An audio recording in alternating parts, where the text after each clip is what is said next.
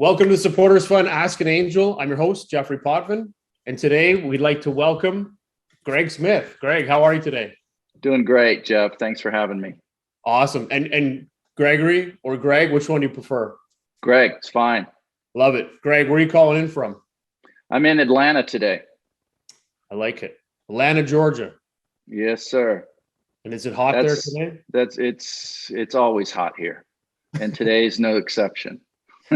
Awesome. Well, Toronto's still kind of following right behind you. It's nice and hot here too. I think it's 30 and muggy and rainy, and tomorrow it's going to rain for 4 days. So we're taking all the rain from everybody. Okay. Well, pretty excited to dive into what you're doing, because you've been working on a lot of great things over the years, and especially from the time you sold your company all the way through. And I kind of want to dive back into that. And if you could share a little bit about your background, kind of where you've come from, where you are today, and then one thing about you that nobody would know. Okay. Well, my undergrad studies were mechanical engineering, and then I thought it would be a good idea to get a master's degree in international business. And because I liked beer, and I thought a mechanical engineer, why not learn German? So I ended up learning German and studying over in Germany as well as here in the States. And after finishing my master's, I got married, moved to Atlanta for a couple of years, worked for a company here in industrial products. So I was on the sales and marketing side of that. We did an acquisition in Germany. I went over, helped for a couple of years to integrate that company in. Got into sales for a couple of years, then went back to Germany, came back to the States. And if anyone knows, if they've been to a foreign subsidiary and then they come back into corporate, it's a readjustment coming back into the big corporate umbrella. And I didn't really do so well. So after a few years, I decided I wanted to get out of industrial product sales and marketing and get into the software business. So in the year 1998, I left and went to work for a Restart software company in Atlanta. Restart meaning they've already been through their Series A and they had to raise more money, not because they were growing fast, but because it didn't work first. So, I like to think about, experience is what you get when you don't get what you want. And that's what I got in that 2.5 years at my first software startup. I learned a lot about what didn't work in a startup environment, but that certainly helped me later. Started our company at Vectus here, basically in the basement of the home I still live in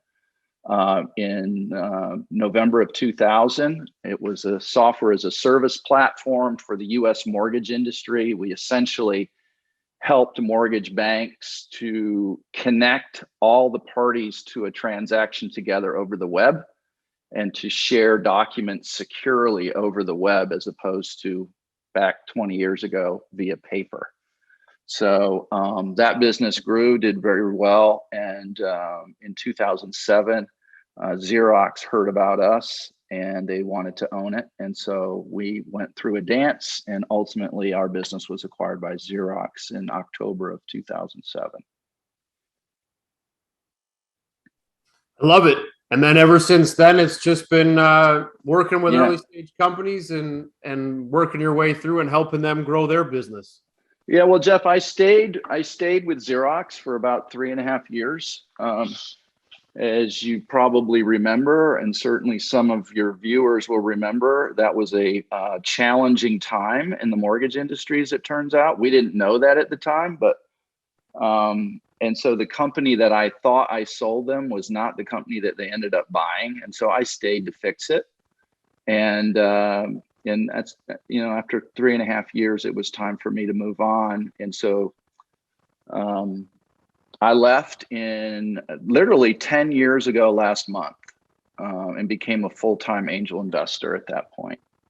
Awesome. I had done a couple of deals while I was still there, but I basically went full-time at that point. Well, congratulations on the 10 years. That's amazing. Yeah, it's very been quite exciting a ride. Yep. Thank you. So I want to dive back into a bit of the the learning that you mentioned, where you learned a lot about what didn't work. I like that line, which kind of was your first kick at the can to figure out this is what I want to build.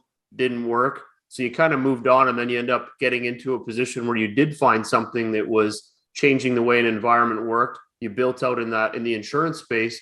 Can you give a few tips of what you learned that didn't work that could probably help others to pay attention to when they're building their companies? Yeah. So one thing that comes to mind, Jeff, is the company that I worked for in the late 90s. The CEO believed that we could launch multiple verticals at the same time. Maybe one in healthcare, one in mortgage, one in real estate, et cetera. And what we learned the hard way is that that's just a good way to go through the cash 3 times as fast. And then you end up with no vertical fully developed before you're out of money again. And so it's tempting for entrepreneurs, I think, sometimes to hedge their bets or want to hedge their bets. This technology could work here and it could work there. So let me try a little bit. But at some point, in my opinion, you have to burn the boats. You have to commit to one and put all your chips on that table. And hopefully, if you get it over the edge where that becomes cash flow positive, you can use some of that cash to maybe start another one later. But if you try to hedge your bets too long, you end up killing the goose, if you will. Yeah. I think there was I'm trying to remember. I think it was Staples, and they had that fast go button or something on all their boxes. Yeah. I want to punch that button right now and have the whole screen light up, because that was brilliant.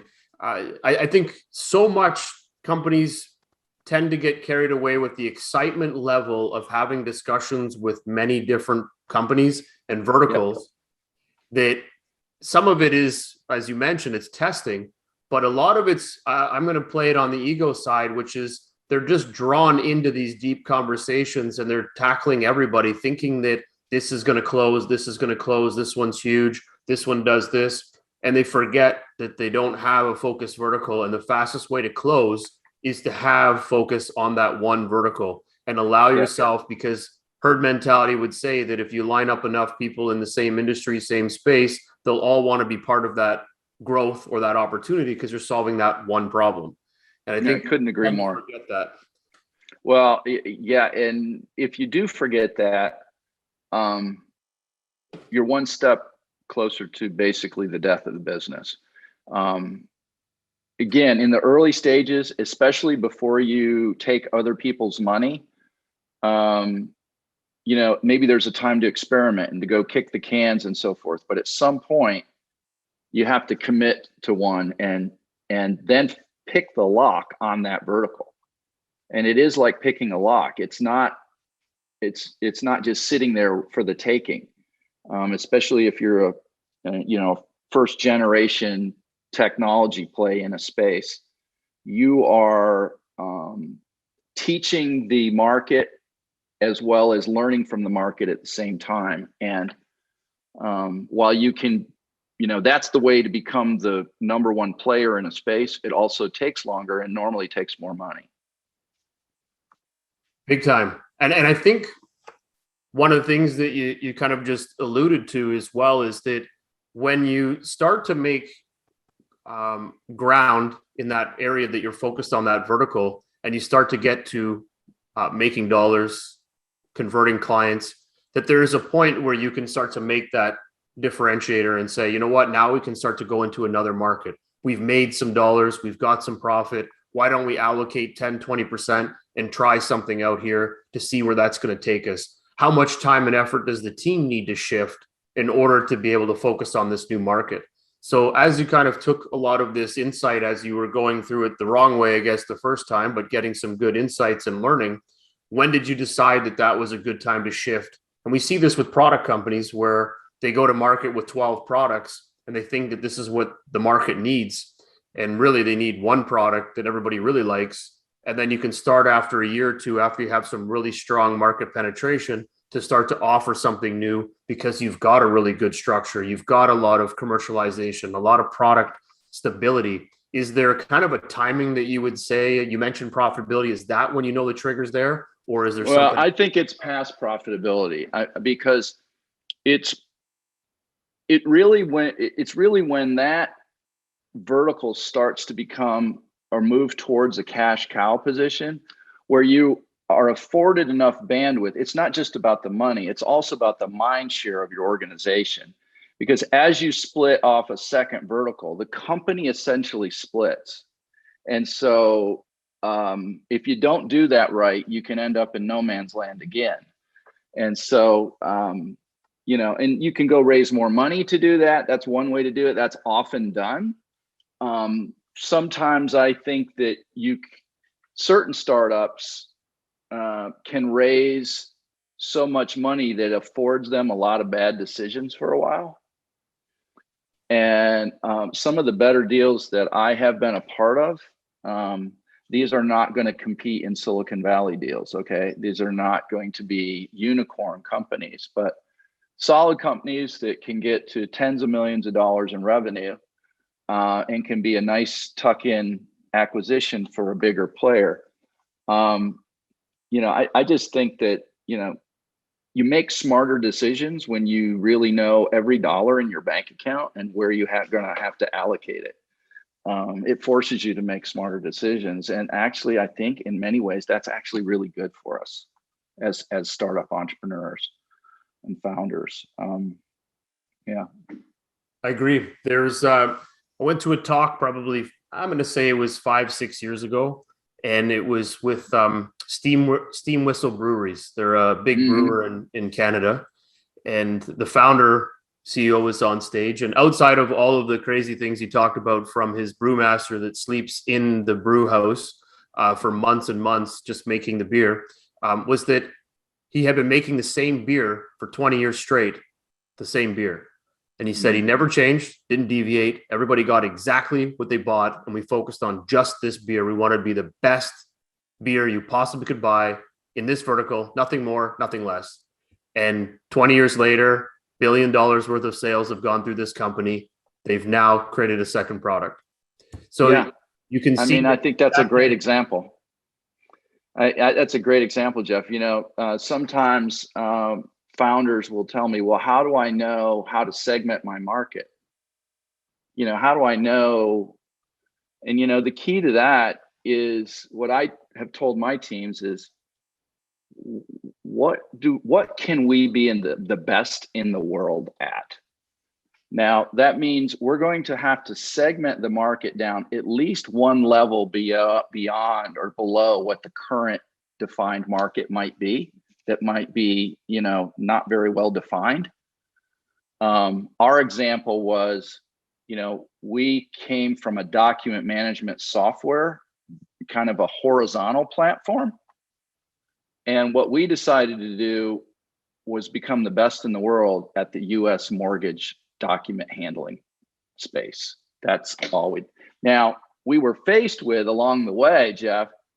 I had people come to me and say, your technology would work in the hospital networks, all the network entities that are connected around a big hospital. And so we had to make a decision, do we want to go try that at the same time we're doing this?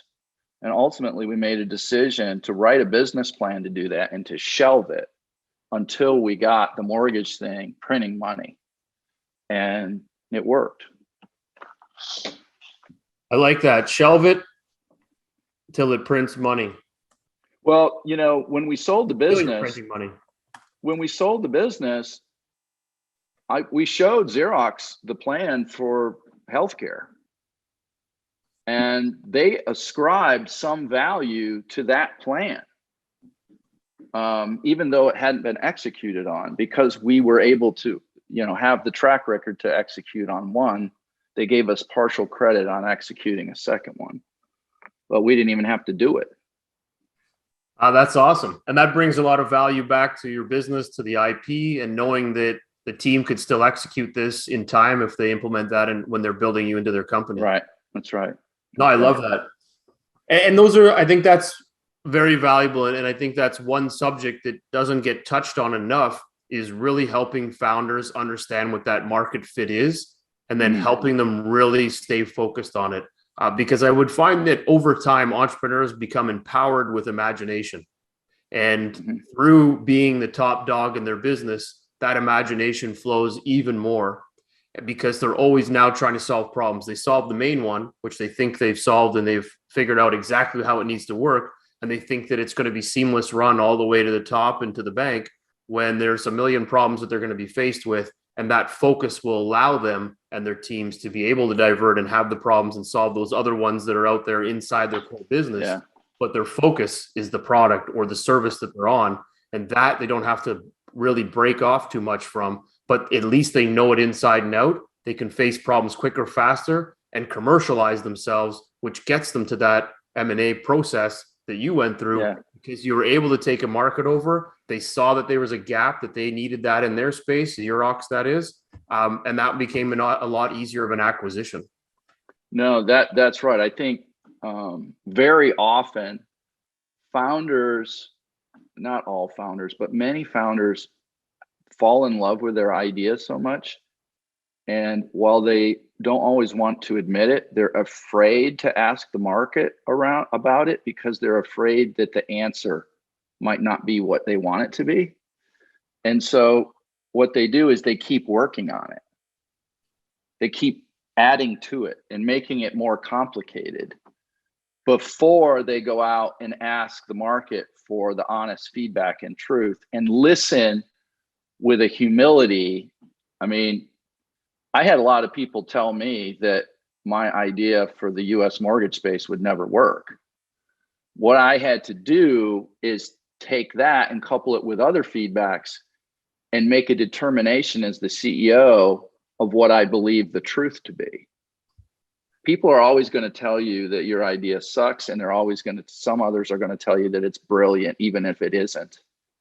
And you have to discern what the truth is based on a very limited amount of data points. As you know, as an entrepreneur, you don't get reams of data to make decisions like you do in the corporate world. You got to make, sometimes on one or two pieces of data, you got to make a big bet. And so I think the more market feedback, true, honest questions of the market, and the ability to call the baby ugly if it's ugly early, is where I see most successful founders make it through. I also believe that the CEO has to be, to some degree, a selling CEO. If the CEO wants to delegate the pitching of the company or even the pitching of the product in the early days to someone else, I generally will pass on that deal, even if they had a patent turning salt water into gold bars. I'm probably not going to do that deal, because I want a CEO who is the representative of the company and can lead the rest of the people through what will be a battlefield sometimes. And I find that unless the technical founder can emerge into that role, that anyway, you got to have a selling CEO in my book. That just takes what's a very, very difficult, stacked against you business startups and make it even harder if you don't have a selling CEO. I love it. I'm hitting the red button again. I think that that's bang on. And the reason why I like the way you say by calling the selling CEO is that, even throughout this process of that learning, as you kind of were talking about earlier, where you're learning through the good, the bad, and the ugly, if you're not an operational selling CEO, some of these things you can miss. Some of them you don't actually learn how to pivot from because you're not in the weeds. And, someone says that you don't need to be in the weeds. Sure, when you're at a series B, C, D, you're not in the weeds. But when you're really early on and you're learning what a customer needs and you're learning what's going to fail, what works, what doesn't work, if you're not in there learning your customers and learning what they have to say and what their feedback is, then you're 2-3 leagues removed. and problems are going to happen way too fast, and you're not going to be able to shift and change because everybody else doesn't care about your business the way you do. And if you're not in the weeds at the beginning, you're going to have a tough time trying to find market fit and understanding where this business needs to go in the next 2 to 3 years. I just hit the red button for you. I like it. I'm going to buy this red button. No, I think it's even more than that. I think companies that lose their way, whether they're public companies or just large private companies, often lose their way because leadership isn't paying attention to the customer. You know, they're in the ivory tower, or they're, you know, whatever. I mean, you have to stay close to who's parting with their hard-earned money to buy your product or service. And if you lose that, you know, that changes a lot over time too. It's not a static thing, it's a dynamic thing. So you have to stay close to the customer. And if you stay close to the customer, you can avoid a lot of pain. Agreed. When I worked in corporate way back in the day, I remember that I had bucketed how they worked their CEOs. And the CEO that was coming in for high growth, the CEO was always a product guy or woman, and they knew the product and the client inside and out. They couldn't tell you how the rest of the business ran, and they didn't care how it ran because the board and everybody else would run it. All they cared about is they knew how to sell. And then when the company was going under a restructure, it was all about the numbers, and that was the CFO. So they would put the CFO in there to crunch down and lock it all down. Yep. And you got it. Regrowth, you put in a marketing person. So this is the idea of how a business works at the high end for big corporate, and that's pretty much how it's got to work at an early stage as well. You got to get in there and figure it out, because if you're not in there, you're not going to survive. Here's the other thing I would say, and I don't know what your experience is with this. I've seen companies that hire a VP of sales too early. And let me tell you why I think that can happen. First of all, in the first 3 to 10 customers, they don't want to buy from someone that has sales on their business card. They want to buy from the CEO. They want to look the CEO in the eyes and make sure that there's a bond, a personal bond, where basically I'm taking a risk by signing up with you. Don't screw me. That's basically the bond, right? So they don't want a middleman in there. At the same time, you don't want a true VP of sales. And when I say a VP of sales is best used in a business where we know what the product or service is, we know how to pitch it, we know the profile of the buying customer, and basically we just need to do it. We know what it is and we need to do it. But in my experience, and one of the things that I love to do is, and I call it, I pick the lock on the market. You need a lock picker. You don't need the scaling salesman until you've figured out how to do it, right? And those two people are motivated by different things, Jeff. A good salesman is motivated by turning tricks and selling big deals. The CEO is normally motivated by solving the problem, figuring out the problem and solving it. And so it's two different discrete skill sets, and they often don't live together. In other words, I'm not the guy to blow out a big sales force. It's not what I want to do. It's not what I'm gifted at. I like to pick the locks with a small group of, intimate, my co-founders. And then once we get the lock picked, I hire the right people to blow it out. And I think that's overlooked a lot of times in the startup world, that it's a different skill set to sell the first deals as it is to scale. I'm hitting the red button right there. It's hot.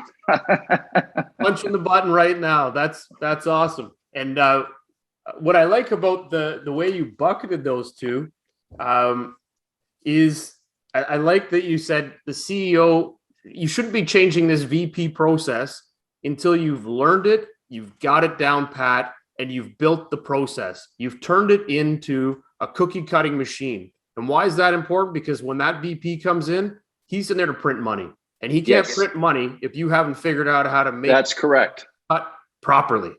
That is absolutely right. That's not what he's turning tricks. That's what he or she are really good at. And so if you bring them into an environment where that's not figured out, they're going to fail and they're going to feel terrible. And there's going to be a lot of gnashing of teeth internally.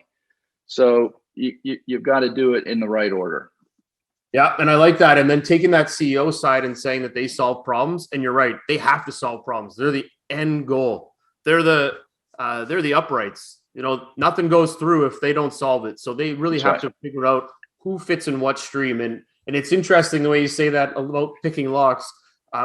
My whole theory around the whole sales cycle is that for myself is that I've got 100 doors in front of me, and my job is to pick every one of those locks. The difference is that when I pick the lock and I open the door, I'm shuffling the team in there because everybody else is better at resource management, holding hands, you know, kissing babies, all that stuff. The team can do that. The rest of it is I'm on to the next door, next door, next door. So as you're picking the locks, that builds process. And then that's where you can start to tie in, hey, you know what? Now that we've got this far, it seems like we really figured out a way to break into all these locks. Now we got to bring someone in that can scale that. And I think that's kind of where you're going. And I love that analogy. And I do think that through all of these things we've just talked about is that a lot of this falls back onto that CEO really understanding their business, understanding what they're trying to sell, and then figuring out, and the word I love using, even if it doesn't fit, is commercializing what they're doing. Yep. What's the go-to-market? And, you know, why would somebody, if your product or service costs $50,000, why would somebody spend a baby Mercedes-Benz for that? Tell me. You know, it's not just $50,000. It's like that represents something that they could have had and enjoyed. So why would they do that? And what's motivating them? And what is the problem underneath the problem? And how do I understand it? How do I get to the soft underbelly of that and really craft not only a solution, but also a message around the solution so that your target market can easily digest what it is you have to offer, if it is in fact good for them, and also be willing to say, you know what, in your situation, I don't think this can help you that much. And, you know, you'll be surprised. And if you've ever said, no, I don't think I want to sell this to you because of this, and this reason, well, they'll be going, holy cow, I would buy anything from that individual if they ever came back to me, you know, because you're actually putting yourself on the same side of the problem as your customer and asking the question from the other side of the table. Yep, I love that. So now taking kind of all this great material on how a business kind of structures themselves and how you move forward. Now you kind of started working, you sold your company. You said that the company changed without Xerox kind of expecting that at the time of sale. So you spent some time rebuilding the company. Well, it was the financial crisis. We didn't realize that mortgage companies were going to go out of business at an unprecedented rate because they would get their warehouse lines pulled and they're gone in 24 hours. So no, we didn't, you know, I mean, none of us, Xerox didn't know and we didn't know. I mean, there was a little bit of froth there, but it was nothing like what we experienced in 08 and even into 09. 08 was a terrible era. 08, my bank account said I should be very happy, and it was the most miserable year of my life. Well, that's not a bad thing either. So I guess, but what I liked about this transaction that went through is that you fell into the world's biggest use case, which is Xerox. Everybody loves Xerox, and they have since day one. They've built process. They've commercialized how selling works. It's a very, very, very strong business. It's a case study in every MBA, every BA type course. What can you share that you learned from being in that commercialized space inside of the business that you had to restructure? Were there a few elements that you got out of the corporate/entrepreneur world that really kind of helped you now that you've gone into venture investing, that you kind of pulled from that processing and things that Xerox really brought to the table? Well, Xerox is just a huge company, right? I mean, But what they have that makes them dangerous as other large companies is a huge balance sheet, right? In other words, we did deals with companies because we were owned by Xerox that we could not have done on our own. I could not have gone into Freddie Mac in Washington, D.C. and got them to run all their loans through my platform. But with the CEO and CFO of Xerox, we made that happen. And so I think it was kind of like, they owned us, but it was also like they left us alone as an operating unit. And so we had the benefits of the big mothership with, at least in the first couple of years, very little of the domineering oversight, even though we were in the teeth of the biggest financial crisis, in decades. So I was grateful. The CEO of Xerox, when they acquired us, was a woman by the name of Mulcahy. And she is largely credited with saving them from bankruptcy. And when my investment banker gave me an article that was in Newsweek about her, I was just like moved to the point where I said to him, don't screw this up. I want to work for her. And I really wanted to be a part of that organization because, I mean, she's still one of the most amazing business leaders I've ever had the good fortune to be around. And anyway. That's amazing. I'm getting goosebumps because you actually thought about, if my company is here and with the management and direction of this person, we could actually become this much better and bigger. So it gave you something to go after and want to accomplish it, and then get that CERM learning that you took over 3 years of being under that management. That's huge. When you talk to a startup and you say, hey, where do you want to be in 7 years? Where do you want to exit to? They're like, well, I don't know. And you're like, just find one company that you think could really dominate in having you on board. And it's the toughest thing for anybody to visualize. And you guys obviously did that. And it wasn't my idea. It wasn't my idea. They came after us, and I was, open to having a dialogue with them. But after I read that article, I just wanted to work in an organization that had a leader like that. I was proud to be a part of that organization. And anyway, so I was grateful. I mean, the first time I got to meet her face to face was right before a big global executive meeting that happened to be that year in Atlanta. And after the acquisition, we were planning on growing our headcount about 40%, but because it was the teeth of the financial crisis, we had to do a layoff 2 months after the acquisition. So it was awful. But she came down and came to my office before that meeting, which I ended up going to and spending a few days there with the other executives. But she was just really, I mean, she knew I felt bad, but she's like, we're going to get through this. And she's just the kind of leader. I mean, you probably worked for a handful of people in your career that you'd like take a bullet for, and she was one of those. Oh, that's amazing. And you're right. You got to find, everybody needs a good, strong leader to run a business, but I think it makes a big difference when you can kind of vision how your business is going to fit in and how you can work in that leadership role too. You can't always be the lead entrepreneur, right? You have to kind of step in and work with everybody else. That's right. Yeah, I felt found the same through the years of doing, even on the venture side that we've been managing and working with. But there was a new, her name's Genevieve Tanguay, and she's the head of Ange Quebec, and she just came on to Ange Quebec. And as soon as I got connected to her, I was so ecstatic. I'm like, this lady is like going to change the way investing works in Quebec. And Ange Quebec had this kind of rougher name around their investing. But then when you see this profile where she came from, you're like, man, this is going to be huge. And they've been shifting and changing quite a bit. So it gets you excited because the more of these types of players that come into a space that you see that just isn't surviving the right way, it makes a big difference to how you play in this space because you get excited at the opportunities that are going to now come out of it. Absolutely.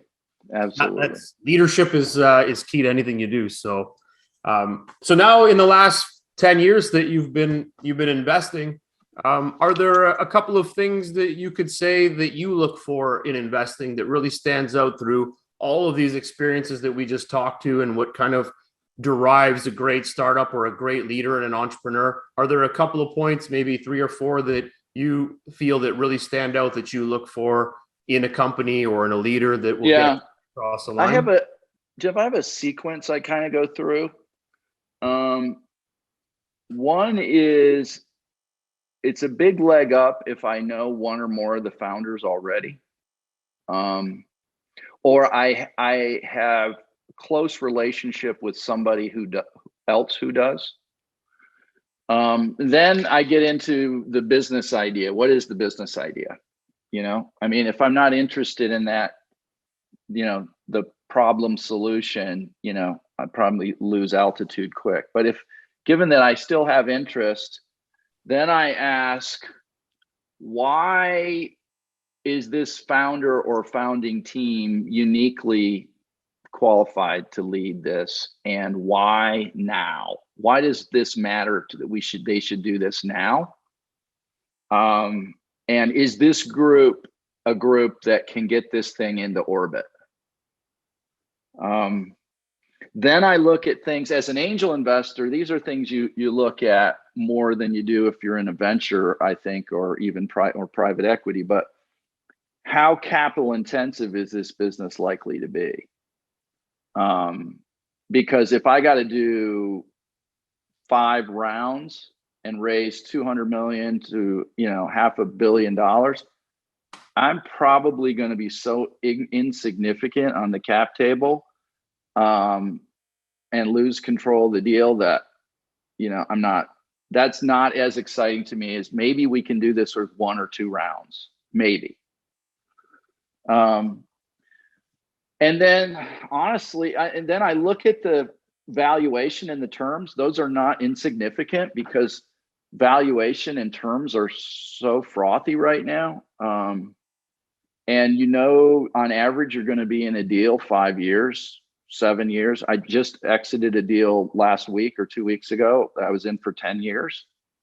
Got half of my money back, which I'm pretty happy about, because I thought I lost all of it. But so the valuation and terms are important. They're not everything, but they're not unimportant. But I make the decision at the end, once I check all those and I'm still interested, how do I feel I can work with the CEO? Is the CEO coachable? Is there a level of humility? Does the CEO think he or she knows everything already? How will they be when everything's great when you write a check. That's a happy day. What happens when we're down to our last 10,000 in the bank and some very difficult decisions? How are they going to function when they're in a vice and the pressure's on? And so you can't always get that right, but that's something that I look at and think about. And I know, having done 25 of these or so, that it's very rare that you get one that goes from 0 to 100 without almost wrecking the car a couple times. That is true. Or they wrecked the car a few times, but it still was drivable to get to. Yeah, no, you're not going 100, but maybe you can at least get off the ramp. Yeah, exactly. Get some fuel and fix that front brake. So in these things, it comes back down to team again, and team's obviously heavily important in any type of investment. How do you explore that side of the CEO? Like, how do you get into the relationship side? How long does that take? Is it months, weeks, days, hours? And how do you kind of propel yourself into that to get yourself excited about this company at the same time? Because they're busy, you're busy. Yeah. So it really gets that trigger going. The other element that I didn't spend much time on that is actually in there is there somebody else that I know and trust that is in the deal already? And what feedback do they have? For example, I looked at a deal 3 or 4 months ago that a really close friend of mine, investing friend and friend was in. He's on the board, or was on the board at the time. And I wanted to do that deal. I was predisposed to write a check in that deal. But when I got to the CEO coachability and their cap table was a little wacky, and I'm like, this guy doesn't get it. This show is not about him. It's about the company. And he thought it was about him. And I said, dude, I'm out. I'm not putting any money behind that. You know, life's too short. I'm not giving him an S class, let alone a C class, or something more than that, because I don't think he gets it. And another guy that was looking at the deal that I also respect came to the same conclusion. And so we just walked from it. And ultimately, my friend resigned from the board. He was so upset about it because he knew we were right. You know, That's interesting, and it carries weight. And sometimes you don't see things that are in front of you, and it takes other outside perspectives, and you got to be open to hear it. And you're not always going to get it right. You're not going to always get it right. In fact, you're going to miss a lot, but you at least need to have your eyes open and be asking the questions. And again, entrepreneurs are used to making decisions based on finite data, very limited data set. But I find honestly that some of the ones that I've messed up on, had I spent more time looking into the background of the CEO and maybe asking more questions of people that they had worked with in the past, that I would have found the problems before I wrote the check. I'm thinking back to the companies now that I've had that have failed. One was purely investors. Another one was, the CEO, 100% the CEO. And then another one was, no, both of those were the CEO. And it's interesting. Like, one thing that I stand behind is that I'm not there to make friends with the CEO. I'm there to make business acquaintances, or whatever you want to classify that as. Here's the question this is a question that I often ask the CEO before I write the check. Oftentimes when I have the checkbook open, sometimes before that, do you want to be king or rich? And they go, what do you mean? I go, think about it. Just make a decision right now. Do you want to be king or rich? And if they say king, I say, explain that. Because that's the wrong answer. If you want to be king, then you're not going to manage my money the way that needs to be managed, that we can all make some. And so if the right answer is 5 years from now that we need to replace you so that you can make a lot of money, and you're okay with that, then that's the kind of relationship I want to have. But if you're guarding this spot, this CEO role at the end of a bayonet, whether or not you're the right person. I mean, when you write a check, you wouldn't write a check on a deal if you thought you had to replace the CEO in the first week. You wouldn't do that.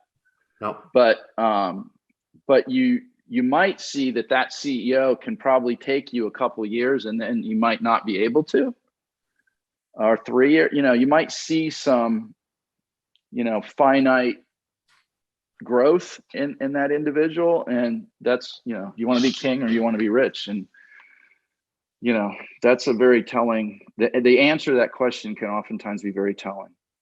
I like that. I'm actually going to add that into my questions. It's a good question. I'm thinking back. One of them was market fit.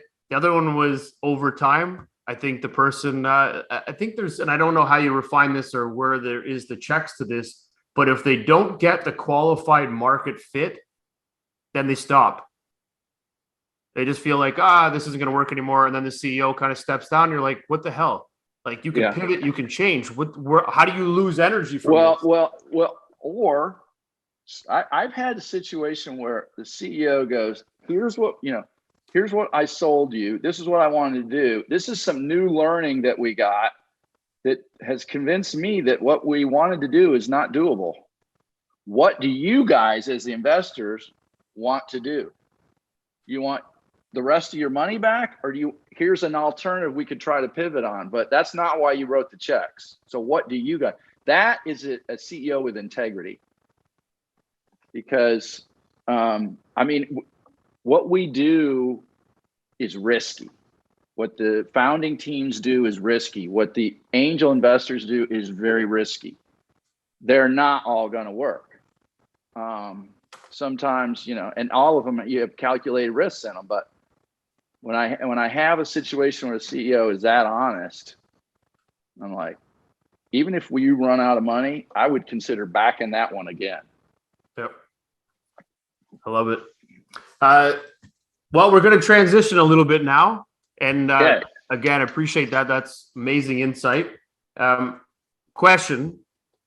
So in the time that you've been working with startups and including the ones you've invested in, is there any story that kind of really just topped over with good or bad? We like good stories, of course, that just showed that, you know, maybe one of your founders, she or he just blew it out of the water and you couldn't believe what it took to be an entrepreneur. It really does resonate. You know, entrepreneurship is tough, but this is what really made you kind of think, man, these guys did an amazing job. Well, you know, I was thinking about sharing a different one with you, but the way you just asked that question, I'm going to change the company. This is a investment I did earlier this year, and it was with the same individual that resigned from the other board. He brought this deal to me, and it was a technical CEO, very technical guy, never run a company before. And he wanted me to give him some feedback on his investor pitch. So I was basically brought in to kind of like show him where all the holes were and fill it in. And what the company's called Stoke Space Technologies. And this is a founding team that came out of Blue Origin, and they built the largest rocket engine. These guys built the largest rocket engine for Jeff Bezos at Blue Origin. And then they left to start Stoke. And these are truly rocket scientists, okay? They are rocket scientists. And the vision is they wanted to build the world's first 100% reusable rocket to deliver low and mid-level satellites into space. 100% reusable. So I'm sitting in there just like we are on a Zoom call, and I'm ready to like find a piece of, you know, just get in there and kind of, you know, tear it up a little with the guy. And I ended up committing to do the deal before the video was over. I actually committed. So yes, I mean, there's 2 companies out of 25. I made the decision on the first time I met them, and that was one of them. And so it wasn't a huge investment for me, but that company has subsequently done another round, and they're getting ready to go out for a Series A. And they've got some big companies around them now. And it's exciting. It's really exciting. When you look, I didn't understand it, but when you look at what the market's going to be for satellite deployment over the next 20 years, it's ridiculous. And it's not easy to get a single satellite into orbit. You got to hitch a ride on some big rocket now. And not only is it expensive, you don't get to go up when you want to. So these guys, I think, are in potential to carve out a niche. But the real story is for this was I went in to be a hard ass, and I ended up writing the check.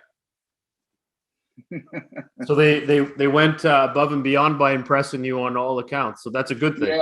Yeah. The CEO is, you know, like he was born smarter than I ever was or will be, and yet he has a dose of humility because, you know, in terms of designing the leading world's rocket engines, you know, he's right up there at the top, but he's never run a company before. But he is open to learning and has just been amazing to work with. So, awesome. Yeah. All right, we're going to jump into our rapid fire questions. You ready? All right. I'm ready. So pick one or the other. Founder or co-founder? Founder. Unicorn or 4-year 10x exit? 4-year 10x exit. Tech or CPG? Tech. Brand or tech? Tech. AI or blockchain? Blockchain. First time founder or second or third time founder? Second time founder. First money in or Series A? First money. Angel or VC? Angel. Board seat or observer? Either. Lead or follow? Lead. Equity or interest payments? Equity squared. I like it. Favorite part of investing? Helping others get what they want. Number of companies invested per year? Two on average. Preferred terms? Straight preferred. Okay. Verticals of focus? I prefer B2B, SaaS, but here's what I won't do. I won't do healthcare tech, and I won't do B2C. Anything else is potential. Okay. 2 things that a startup can do to help themselves stand out amongst the crowd.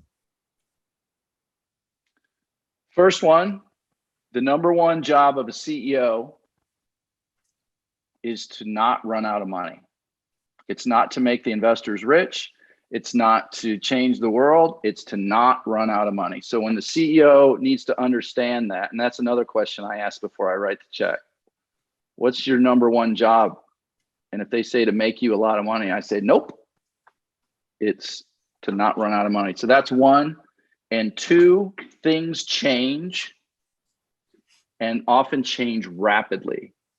Don't be married to the past if the past has left you. I love it.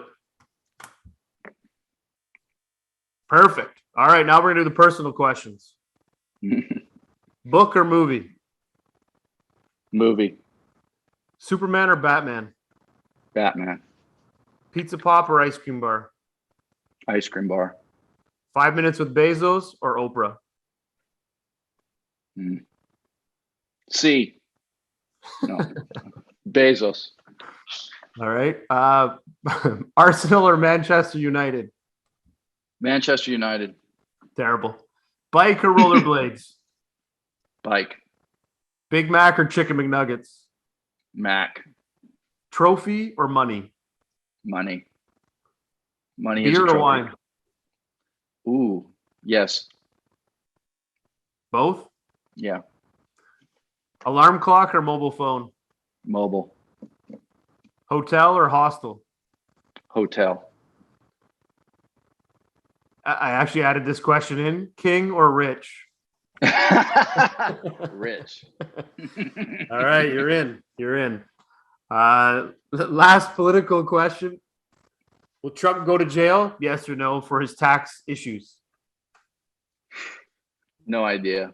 I'm betting no, but I have no idea. Yeah, I just like to throw that one in there for fun. I'm going Yeah. to say no too. Okay, favorite sports team? Well, this is down here, Clemson Tigers.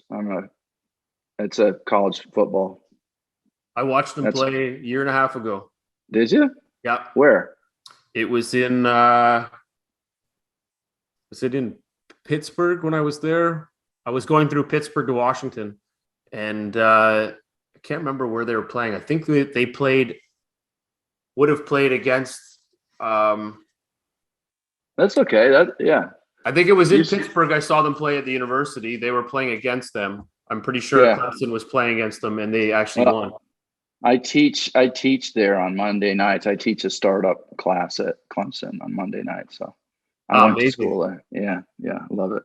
Well, they have a good football team. So yeah, they do. Yep, their coach makes a lot of money. Yeah, he does okay. Even after tax, Dabo can make that work even after tax. Yep. Yeah. Totally. Favorite movie and character you would play? I love Forrest Gump. Character I would play? Oh, I would play Clint Eastwood in one of those drifter movies. All right. I don't know. That works. All right. Last question on this one is what's your favorite book? Business book? Yeah. Yeah. I got two. One is Crossing the Chasm by Jeffrey Moore. It's an old book, but it's really a Bible on how to market to technology companies. And the other one I like is also probably now 20 years old, is Blue Ocean Strategy. And it's how to create a new market space where and to make competition irrelevant. So I love both. I read, when I was growing my company, I would read each of those books once a year. Blue Ocean Strategies and Crossing the Chasm. Yep. I think I actually have Blue Ocean Strategies here somewhere. And I have agreed on the Crossing the Chasm. I think I've read that one as well. Great books. Mm-hmm. Yep. All right. What is your superpower? Sales. When you boil it all down, I'm a sales guy. And you know, the other thing is, now I'm going to be 59 in a couple months, so I'm not really I've made enough that I'm good. It's now like, what can I leave and help others with? It's a lot more fun. And I don't need to have as much as Jeff Bezos has. I'm good. That's good. It's the realization of it. The hunt is over. You can start spreading it out and helping other people. Well, it's like, the best thing about having a little extra is the freedom it gives you to do whatever you want to do. And it's not having a big bank account, it's freedom. Agreed. And it's great. I love it. Well said. Well, Greg, I'm going to say thank you very much for all your time today. Like I always do, took lots of notes. I'm a note taker. Copy down some of your lines, added in your question. So it was a brilliant conversation. I appreciate all of it, all of your time. And the way we like to end our show is like to give you the last word. So anything that you want to share to startups or to investors, I turn it over to you. But again, thank you for all your time today. Well, Jeff, thank you for having me. I've enjoyed my time together with you this afternoon. I think, I'm passionate about helping, about the startup world. It's where new jobs are created. New jobs are not being created in big companies. If you look at the net, it's all new growth from underneath. And so as we, as a continent, can lean into helping the younger generation, the next generation, share some of the things that we've learned. They'll share some of the things that they've learned. We can help the next generation get what they want, and to help enfranchise the generation that follows them. So it's fun. If you're an angel investor just for the money, you're in the wrong field. The other dividends you get are actually working with the entrepreneurs and the satisfaction that comes with that. So I wholeheartedly agree. Awesome. Thank you very much again. Okay, that was a great conversation with Greg Smith out of Atlanta. Awesome. He shared lots of great insights. I love the whole thing around, the CEO's got to be selling. That's what it's all about. Strong background in building a company, selling a company, and now he's been investing for the last 10 years. And I love the top 5 things on what he looks for when making an investment. Relationships, or others are bringing relationships to him so that he can make an investment. Why is this the team now that's going to solve this problem? How do they capitalize? And will this business be capital intensive in the next 10 years? Or can they grow and build this business without making it too capital intensive? And of course, like he said, valuations and terms are really important. And the last one is, can he work with the CEO? So again, awesome interview. Really excited for all the great things that Greg's done, and appreciate all the sharing. Lots of insight there for the startup founders. So thank you for joining us today. If you enjoyed this conversation, please subscribe to our YouTube channel or follow us on Spotify, Apple Podcasts, and or Stitcher. And you can also check us out at supportersfund.com and for startup events at opn.ninja. Thank you very much, and have a great week.